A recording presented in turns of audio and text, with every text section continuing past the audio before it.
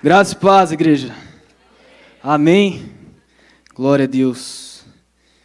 Ele está neste lugar. Aleluia. Quem trouxe espada? Oh, glória. Tem um pentecostal para dar glória comigo aí? Aleluia. Glória a Deus. Abra sua Bíblia comigo em 2 Samuel. 2 Samuel, capítulo 6. Mas você pode dar glória também.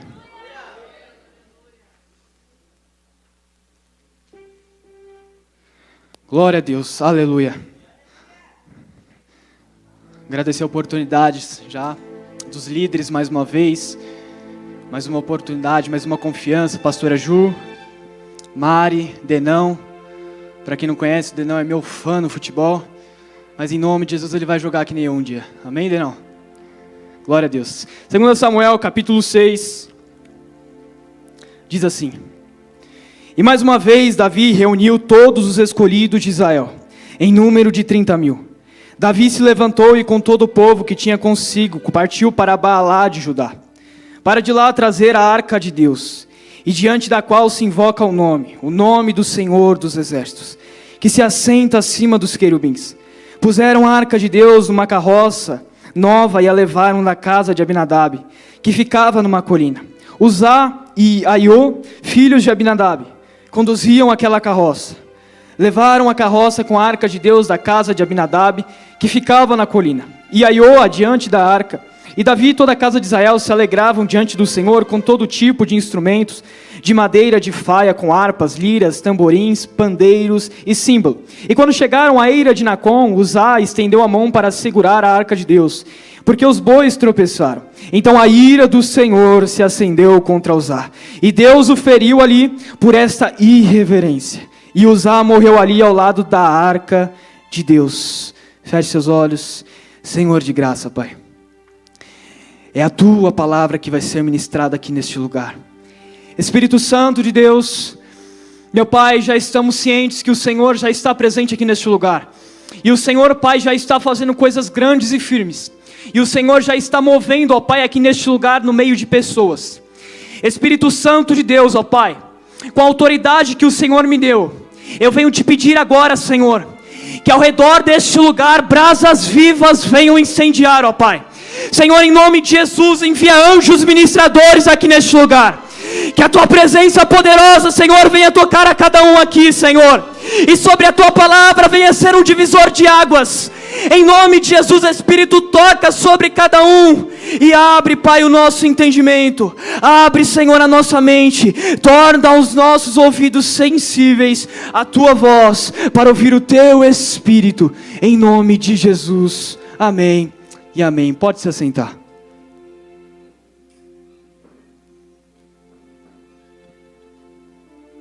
Glória a Deus. O texto em que nós lemos vai falar a respeito de um grande homem de Deus. O texto que nós acabamos de ler vai falar acerca de Davi. Você conhece a história desse grande homem, desse rei de Israel, que era um homem segundo o coração de Deus.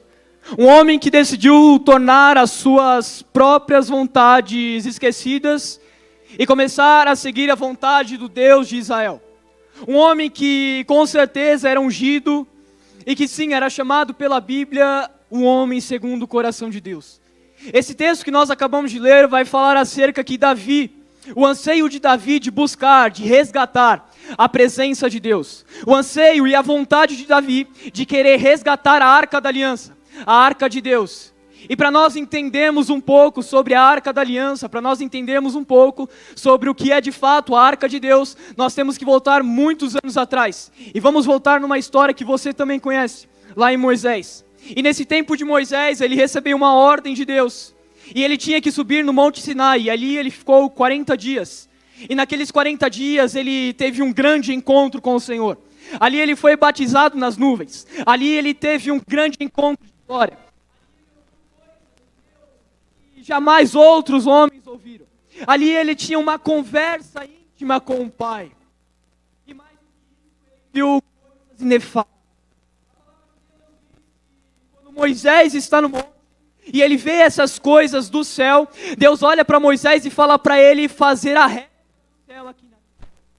Bem, Moisés sai daquele monte.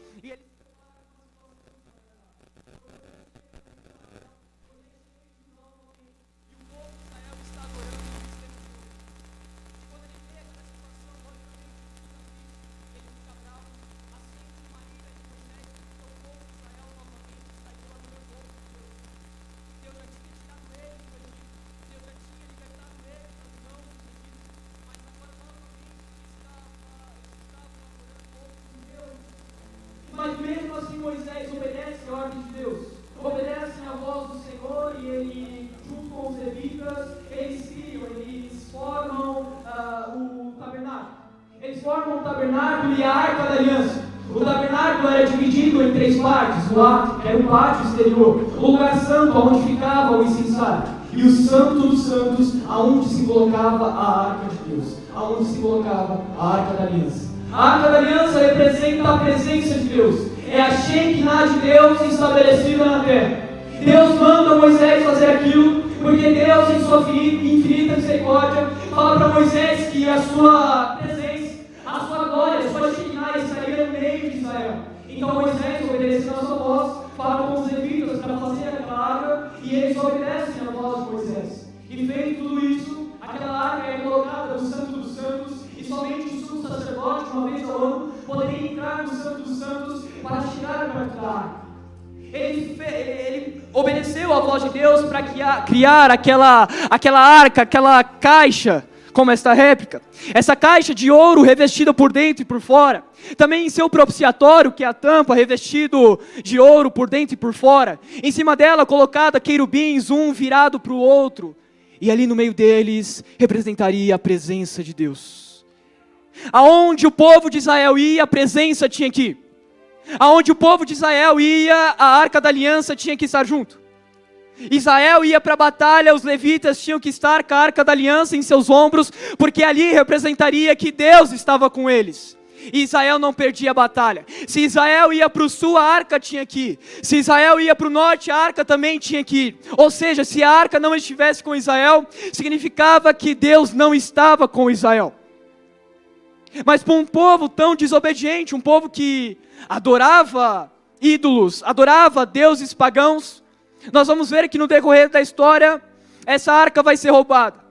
Mas depois da morte de Moisés, com 120 anos, quem vai assumir o cargo, quem vai assumir a liderança do povo de Israel, é o seu sucessor Josué. Josué é um grande homem de Deus. Josué é aquele que também obedece à voz de Deus. Josué é aquele que liderava nas batalhas, é aquele que liderava nos frontes de batalha. E aonde eles estavam na batalha, a arca da aliança estava junto com eles, e eles não perdiam nenhuma guerra. Eles não perdiam nenhuma batalha, porque a presença de Deus estava com eles. Depois da morte de Josué, com 110 anos, nós vamos entrar no período de juízes. Deus levanta homens e mulheres para governar sobre Israel, tanto como Otiniel, Jefté, Sansão, Débora, enfim, tantos outros juízes. Mas vamos ver que esse cenário é um cenário onde o povo começa a se afastar novamente de Deus.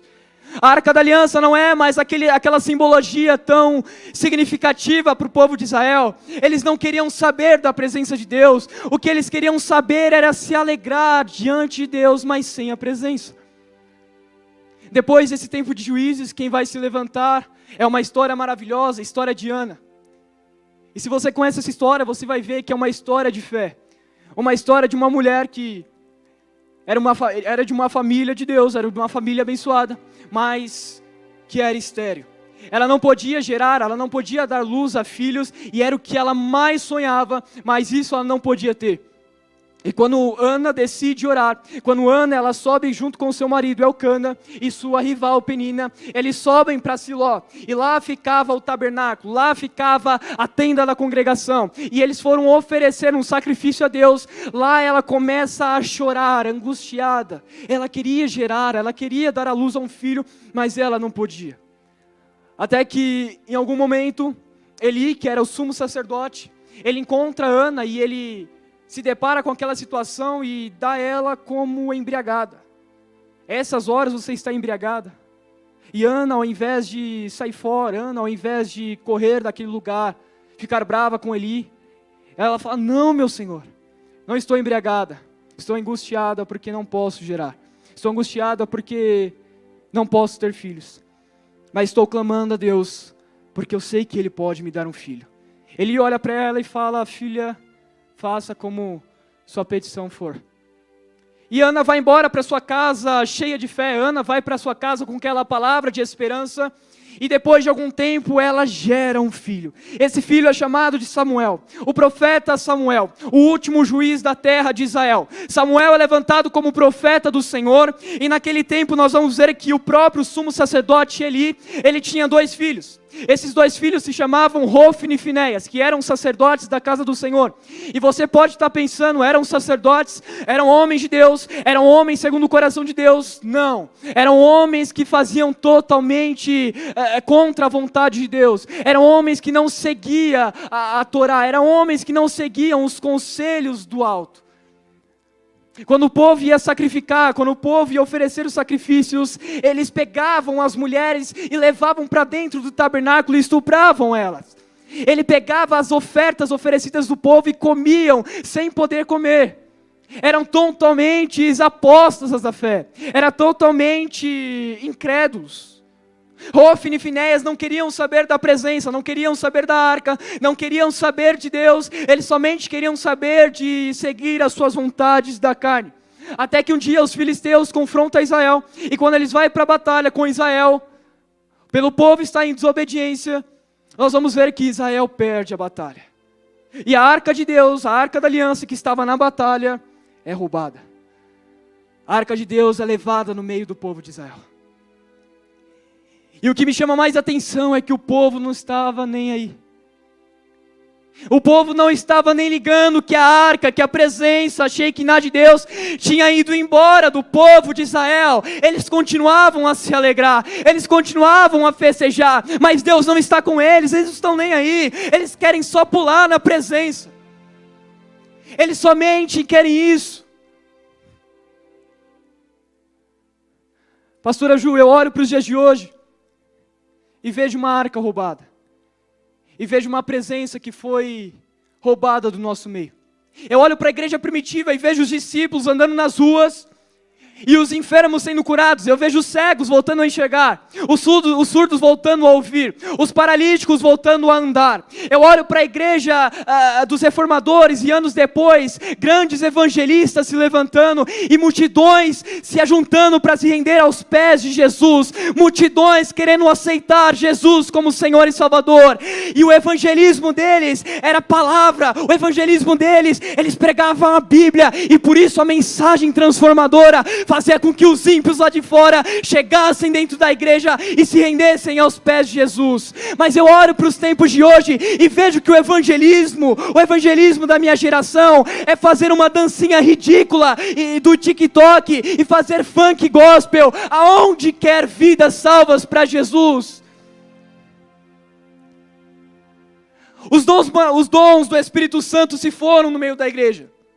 As manifestações do Espírito se foram no meio da igreja. E eu falo porque elas se foram. Nós trocamos as mensagens ungidas, as mensagens do Evangelho, para ouvir mensagens motivacionais. Nós trocamos os pregadores de unção para ouvir coachings. Os crentes querem ter o seu ego massageado. As florzinhas de Jesus não podem sofrer, não podem mais passar pelo deserto. Elas querem ter o seu ego massageado. Mas me desculpa, meu irmão, eu não vim aqui massagear o teu ego, eu não vim massagear a tua alma. Eu vim como profeta da parte de Deus, pregar a Bíblia. E se tem alguém sedento pela palavra, levanta a mão e glorifica Ele. Ora labaxaia, mandala labassuri, canta labaxaia.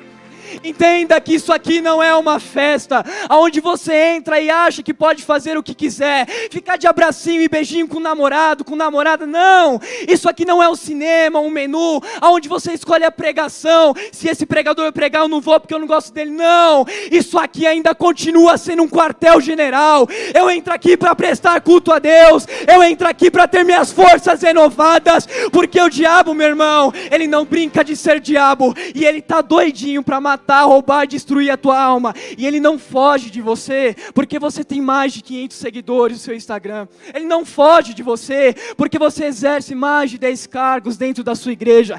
Ele não foge de você porque você tem uma roupa bonitinha, um rosto bonitinho, não. Ele só foge de crente ungido. Ele só foge de crente que ora, crente que lê Bíblia. É por isso que eu preciso de uma unção do Espírito Santo. Se você quiser vir comigo, nós vamos entrar agora nas regiões celestiais. Se não quiser, corre que dá tempo de assistir o Big Brother. Mas se você quiser, nós vamos entrar no jardim de Deus. Vamos entrar no tabernáculo celeste. Já passamos do átrio, já passamos do lugar santo e vamos chegar no santo dos santos.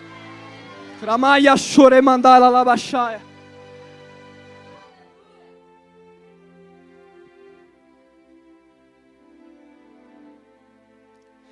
Samuel, então é levantado como profeta do Senhor. A arca está roubada, a arca não está mais no meio de Israel. E naquele tempo, o povo de Israel olha para aquele cenário e eles querem um novo rei. Eles pedem um novo rei para Samuel. Eles queriam entrar numa espécie de monarquia. E eles falam para Samuel ungir um novo rei. Eles querem alguém, olhar alguém físico e falar que tem ele como rei. Então Samuel, como um profeta do Senhor, vai até a presença de Deus. Era o único profeta da região, era o único profeta de Israel. E ele tem sua conversa diária com Deus, e Deus fala para ele: tudo bem, vá e unja Saul. Então Samuel vai e unge Saul para ser o novo rei de Israel. Saul assumindo agora o cargo, Saul agora assumindo essa liderança, seria um novo rei de Israel. E o prazer do povo de Israel era olhar para os filisteus e falar que ele tinha um rei de lindos olhos castanhos.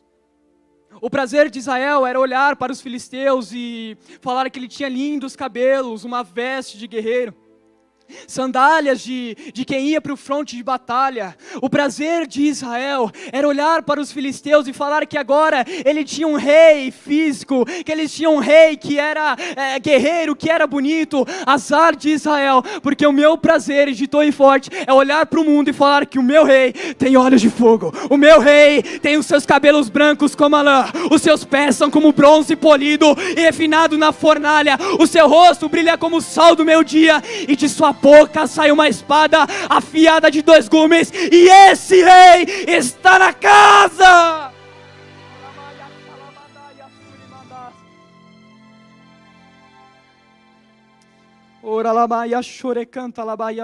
Ele está aqui. Jesus vai batizar no Espírito hoje.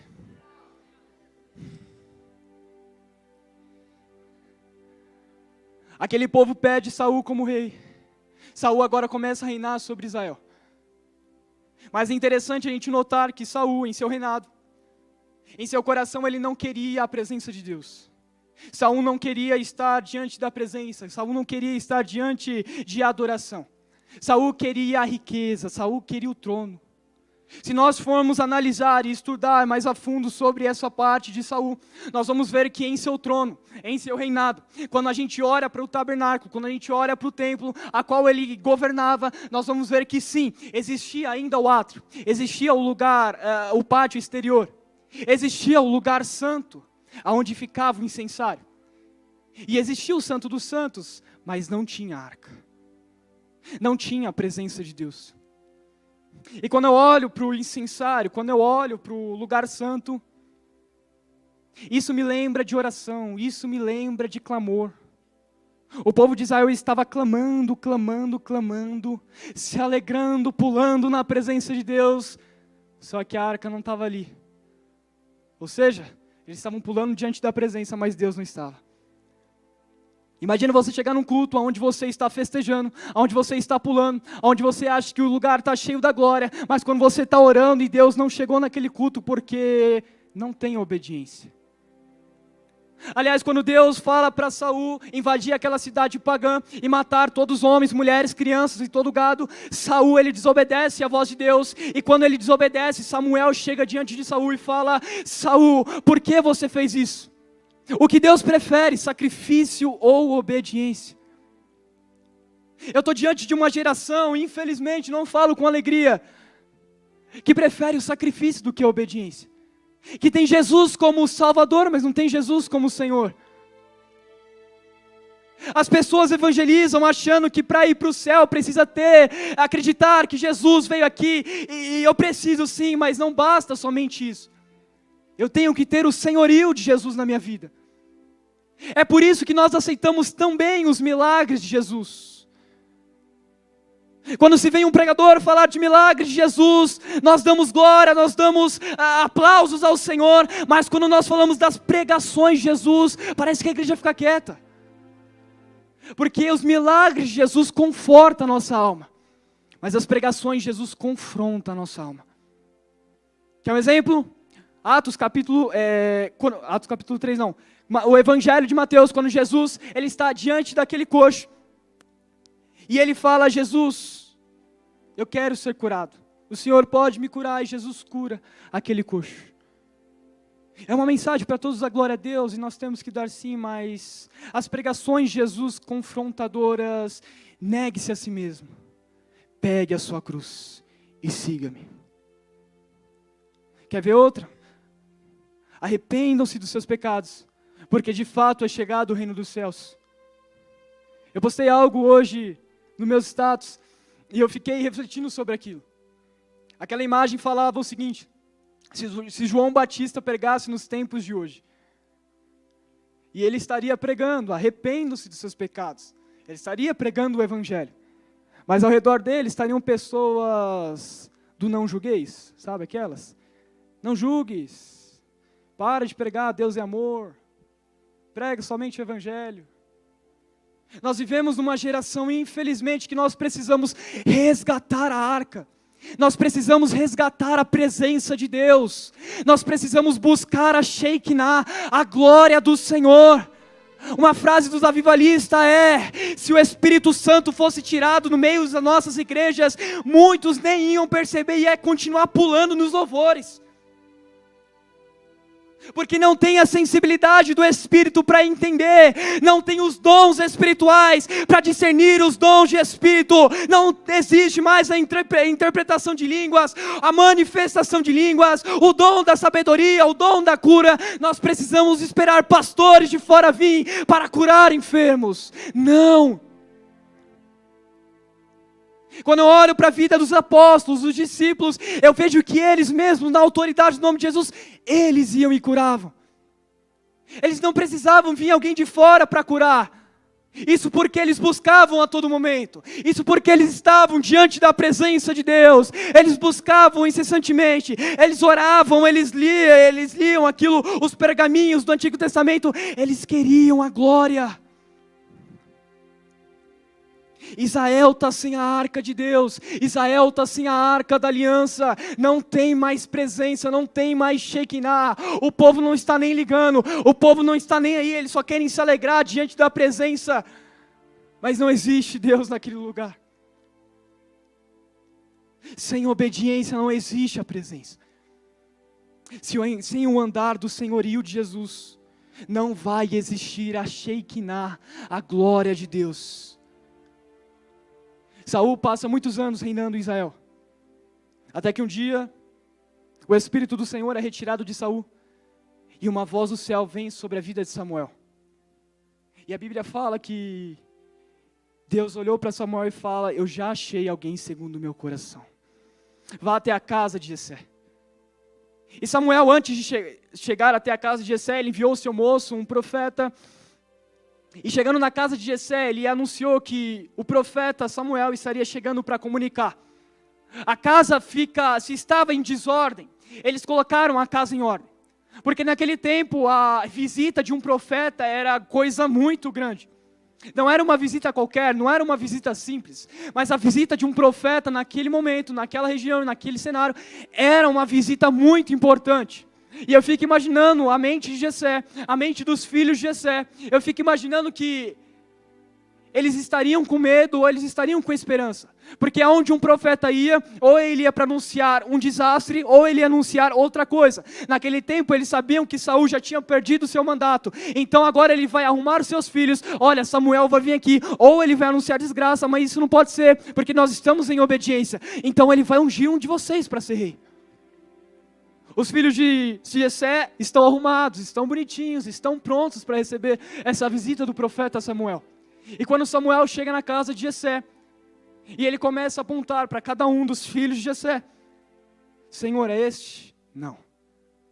É este, Senhor? Não, não é. E este? Também não. Acabaram seus filhos de Jessé. Samuel olha para Jessé e fala: acabaram seus filhos, acabaram os teus mancebos. Jessé fala: não, tem um, só que ele está no pasto, pastoreando as minhas ovelhas. Davi, aquele menininho magro, ruivo, estava pastoreando as ovelhas de seu pai. Não tinha porte físico para ser rei. Não tinha porte físico para comandar todo o povo de Israel. Os seus irmãos tinham, os seus irmãos eram da guerra. Os seus irmãos iam para a batalha. É por isso que Jessé apenas arruma os seus irmãos. E não somente, e não Davi. Mas quando Davi chega na casa dele e ele recebe essa notícia que agora ele é ungido para ser o novo rei de Israel, desperta algo em Davi, desperta um fogo em Davi, desperta algo que já tinha nele, mas aquela chama que estava pequena começa a incendiar, aquela chama que estava dentro de Davi começa a incendiar mais e mais a cada dia por Deus. O homem que era segundo o coração de Deus falou: eu deixei o pasto do meu pai, porque agora eu vou obedecer a voz do meu Pai Celestial. Davi sai do pasto para receber e obedecer a voz de Deus.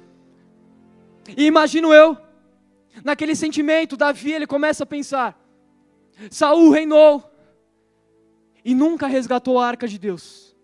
Saul reinou tantos anos, mas nunca se preocupou em voltar e pegar a arca de Deus que está roubada. Nunca se preocupou em resgatar a unção. Nunca se preocupou em resgatar a presença de Deus no meio do povo. Então eu, Davi, que amo a presença do Senhor, eu vou fazer isso. Capítulo 6. Leia comigo novamente. E mais uma vez Davi reuniu todos os escolhidos de Israel, em número de 30.000. Davi se levantou e com todo o povo que tinha consigo partiu para Baalá de Judá, para de lá trazer a arca de Deus, e diante da qual se invoca o nome do Senhor dos Exércitos, que se assenta acima dos querubins. Puseram a arca de Deus numa carroça nova e levaram da casa de Aminadab, que ficava numa colina. Uzá e Aiô, filhos de Abinadab, conduziam aquela carroça. Levaram a carroça com a arca de Deus da casa de Abinadab, que ficava na colina. E Aiô ia diante da arca. Davi e toda a casa de Israel se alegravam diante do Senhor, com todo tipo de instrumento de madeira, de falha, com harpas, liras, tamborins, pandeiros e símbolos. E quando chegaram à eira de Nacon, Uzá estendeu a mão para segurar a arca de Deus, porque os bois tropeçaram. Então a ira do Senhor se acendeu contra Uzá, e Deus o feriu ali por esta irreverência. Davi toma uma atitude: nós vamos agora resgatar a arca de Deus, nós vamos agora resgatar a presença do nosso Deus. Eles vão se alegrando, eles vão pulando, saltitando e dançando, com tamborins, com símbolos, com pandeiros. Eles se alegram porque eles sabem que vão resgatar a arca de Deus. Ali eles conseguem resgatar. Então Uzá e Aiô, eles colocam a arca da aliança junto ao carro novo, que era logicamente uma carroça conduzida por bois. E quando eles estão voltando para Jerusalém, quando eles estão voltando para a cidade de Davi, a Bíblia fala que quando eles chegam na eira de Nacon, os bois tropeçam. Se você estudar o que é a eira de Nacon, não é um lugar pedregoso, não é um lugar cheio de pedras, é um lugar plano, é um lugar liso. Mas por que eles tropeçaram? Porque faltaram com reverência a Deus. Deus chegou e falou: para, não vão mais seguir. A atitude de Davi é linda, a atitude de Israel é linda, resgatar a presença, mas não se dá para resgatar a presença da maneira errada. Não se dá para resgatar a unção da maneira errada. Eles resgataram a presença, colocaram na arca, mas a falta de reverência faltou. A falta de reverência pelo altar, pela presença de Deus faltou. Entenda uma coisa, religiosidade não é a mesma coisa que reverência. Religiosidade você não deve ter, mas reverência pelo altar você tem que ter sim. Entenda que reverência não é qualquer coisa. Entenda que reverência, eu não posso chegar dentro da igreja, cantar louvores ao Senhor, me alegrar e lá fora fazer as minhas próprias vontades. Entenda que eu não posso andar na minha vida de pecado e chegar e subir nesse altar. E aí você pode estar pensando, Vitor, mas nós estamos na graça. Nós estamos na dispensação da graça. A graça também é juízo, irmão. Não brinca com a graça. Não brinca com a graça de Jesus. Tenha reverência diante do altar, tenha reverência. Saiba onde você pisa, saiba com quem você anda, saiba com quem você conversa, saiba com quem você forma aliança, saiba com quem você está. Porque isso pode acarretar no seu espiritual. Diante desta palavra, eles estão diante de Israel, mas acontece um desastre. Uzá tocou na arca e Deus o matou. Deus matou Uzá, porque faltou com reverência diante da presença. Ele tocou na arca de Deus, ele tocou na arca da aliança, porque a arca ia cair, mas então ele falou, não, eu não vou deixar Deus cair, eu não vou deixar a arca cair, mas você não pode segurar Deus, quem te segura é Deus, não você que segura Ele. Ele encosta na arca e falta com reverência, e a ira do Senhor se acende sobre a terra, e Uzá cai como morto. Davi ainda fica bravo. Fez a coisa errada e ainda ficou estressadinho, porque seu amigo Uzá morreu. Ele resgatou de uma forma errada, sem reverência, e ainda ficou estressado, porque Uzá morreu. E o povo de Israel volta para casa triste, o povo de Israel, Davi, volta para casa angustiado. Volta para casa sem a presença de Deus. Eu fico imaginando, Vitor, o seu sentimento de Davi, quando ele chega no palácio dele, e ele começa a olhar toda a situação. Eu tentei buscar a arca e não consegui, eu tentei resgatar a arca e não consegui. O que será de nós, Israel, agora, sem a presença do Senhor? Davi está angustiado, mas está orando. Davi está triste, mas está clamando. Ele está numa batalha espiritual, mas ele está clamando. O diabo está apontando, você errou, mas Davi está de joelho clamando. Davi está de joelho suplicando ao Senhor, porque um crente de joelho é mais forte do que 1000 demônios de pé. Ramaya soremaya xalalabaçoia. A Bíblia vai falar que a arca volta para casa e ela vai para a casa de Obed-edom. Continue comigo. Versículo 10. E Davi não quis levar a arca do Senhor para junto de si, na cidade de Davi, mas fez com que fosse levada para a casa de Obed-edom, o geteu. Assim a arca do Senhor ficou na casa de Obed-edom durante 3 meses, e o Senhor abençoou toda a sua casa. Ela ficou durante 3 meses na casa de Obed-edom, e o Senhor abençoou a sua casa. Espera aí, eu não vi em nenhum momento na Bíblia ela falar que em 20 anos na casa de Aminadab, o Senhor abençoou a casa dele. Mas 3 meses na casa de Obed-edom, ela foi abençoada. Quer entender essa revelação? É porque quando a presença de Deus chega na casa de quem tem reverência, a casa é abençoada, a casa é transformada, a casa tem unção, a casa começa a servir ao Senhor. Abinadab não serve, Abinadab não tem reverência, a casa não é abençoada, mas quando chega em Obed-edom, quem está entrando é Deus, quem está entrando é o Senhor. Não acessa filme pornográfico, não acessa qualquer coisa, porque quem está entrando é o Senhor dos exércitos.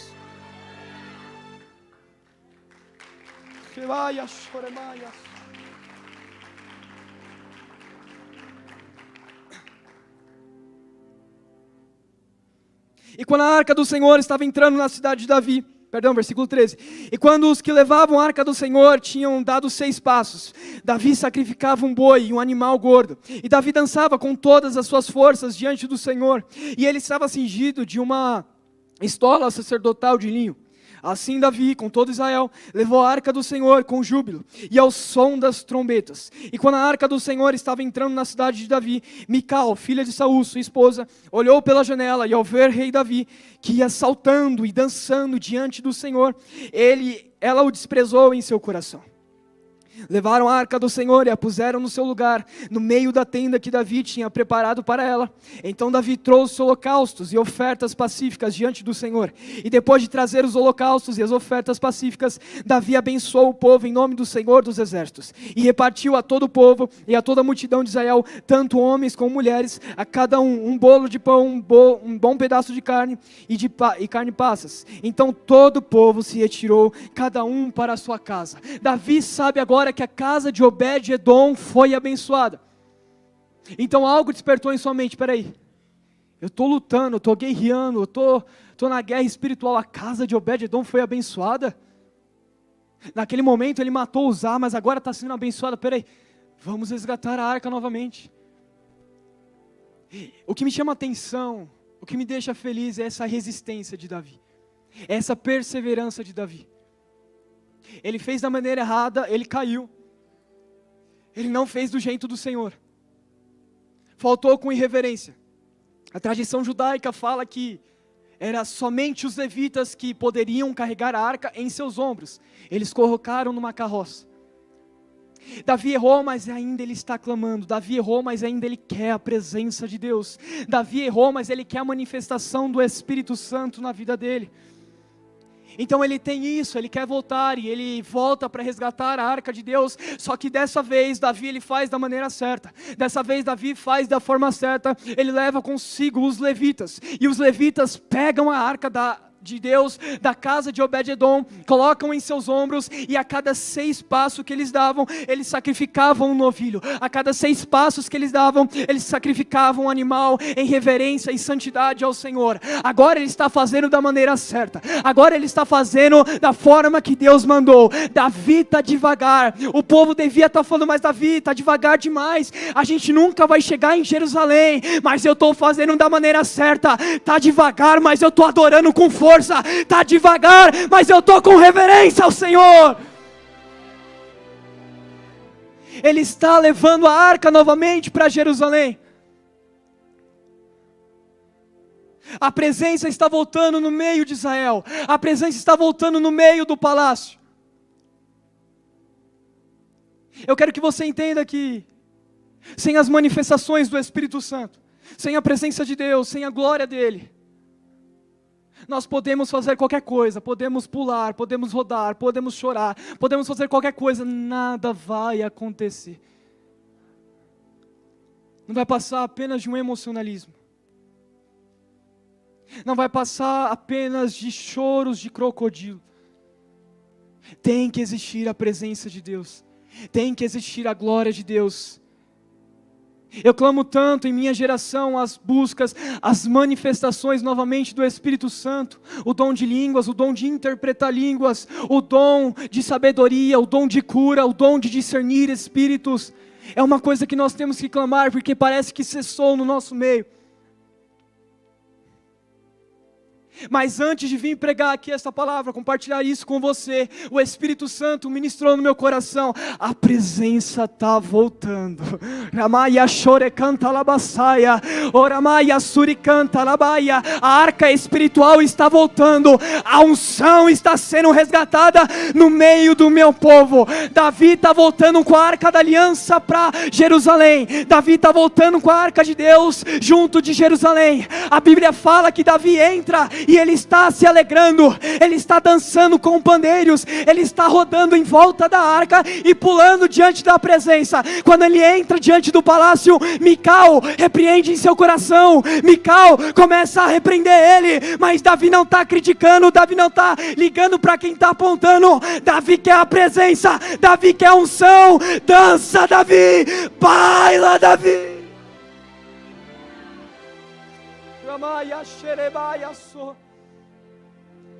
diante da presença de Deus.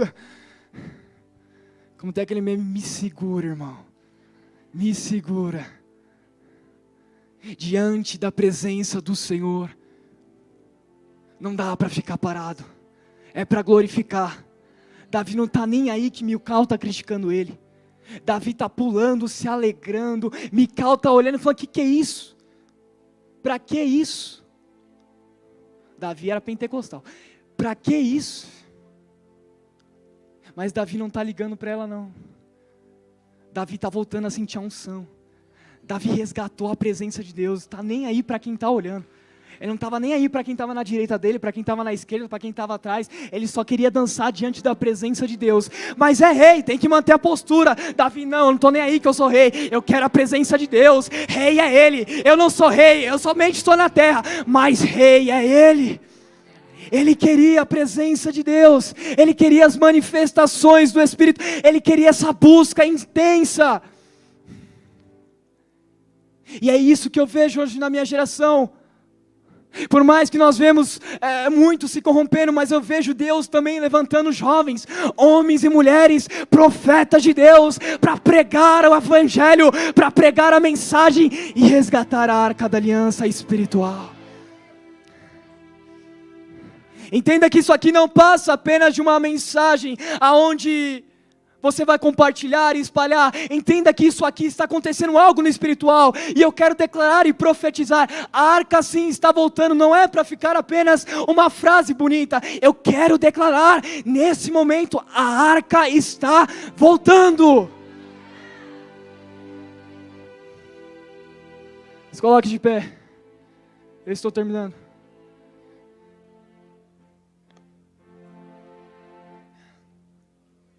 Eu quero declarar uma palavra sobre a sua vida. O diabo não vai usar, o diabo não vai roubar a unção que Deus estabeleceu sobre você. O diabo não vai tocar naquele que é ungido. O diabo tentou parar, mas Deus colocou a sua mão poderosa. O diabo tentou paralisar, mas do alto céu o Senhor olhou e paralisou a ação do inimigo. O diabo tentou parar Elias, mas Deus mandou fogo. O diabo tentou parar Moisés, mas Deus acendeu a sarça. O diabo tentou parar Davi, mas Deus mandou a unção. O diabo tentou parar Paulo e Silas. Atos capítulo 16, eles estão diante de Filipos. Paulo e Silas estão naquela cidade e eles começam a expulsar um espírito de adivinhação, a qual trazia lucro para os homens, e por causa disso eles foram surrados, eles apanharam, e por causa disso foram jogados dentro da prisão. Eles estão sangrando, eles estão sofrendo. O diabo está olhando e está falando, agora vai parar de pregar, agora vai parar de louvar. O que o diabo não sabe é que eles têm unção. À meia-noite levanta Paulo e fala, eu vou orar. À meia-noite levanta Silas e fala, eu vou pregar. E Jeová levanta do trono e fala, eu vou mandar demo. Há uma unção sobre este lugar. Há uma unção sobre este lugar.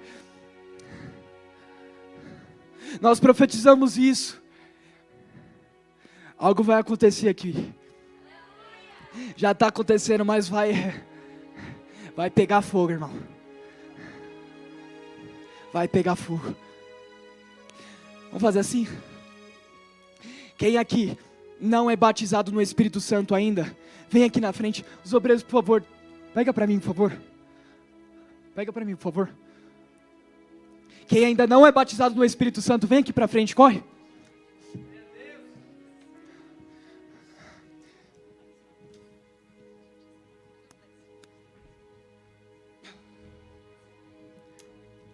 A Bíblia fala que quando Paulo chega em uma região, e ele conversa com alguns homens, aqueles homens falam que não conhecem o Espírito Santo.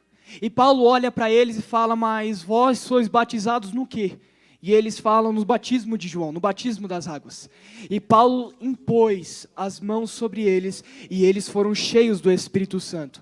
Há um derramar do Espírito aqui. O que o Senhor fez em Atos 2, eu clamei e eu creio, vai derramar aqui agora. As manifestações do Espírito Santo vai ser derramada agora, sobre aquele que busca, sobre aquele que é sedento, sobre aquele que crê. Se há alguém entre vocês que crê, que busca por esse dom, que busca por essa manifestação, Senhor, eu tenho tanta vontade de falar em línguas, há um derramar que vai acontecer agora. Eu quero orar com você, o louvor vai me ajudar após a oração. E diante desse ambiente profético, diante deste ambiente espiritual, vem mais pra frente, irmão. Não fica com medo, não. O toque do Senhor vai vir sobre cada um. Os pastores que estão aí, por favor, me ajudem. Coloquem as mãos sobre cada um, os pastores, por favor. Eu quero orar com você. Eu quero orar com você sobre a manifestação do Espírito Santo. E você que não fala em línguas vai falar agora. Espírito Santo de Deus, Senhor, diante desta palavra que foi liberada, meu Pai, eu venho aqui como profeta da parte do Senhor, e aquilo, Senhor, que o Senhor me garantiu lá atrás, eu te peço agora, Senhor, faça agora, derrama o teu Espírito. Jesus, batiza no Espírito Santo, Pai, aquele que está buscando, batiza no Espírito Santo aquele que está sedento, Senhor, em nome de Jesus, com a autoridade de filho que o Senhor me deu, eu dou uma voz, eu dou uma ordenância agora. Espírito Santo, Espírito Santo, batiza Jesus, batiza Jesus, batiza Jesus, batiza, Senhor, no Espírito. Começa a dar glória, começa a dar glória.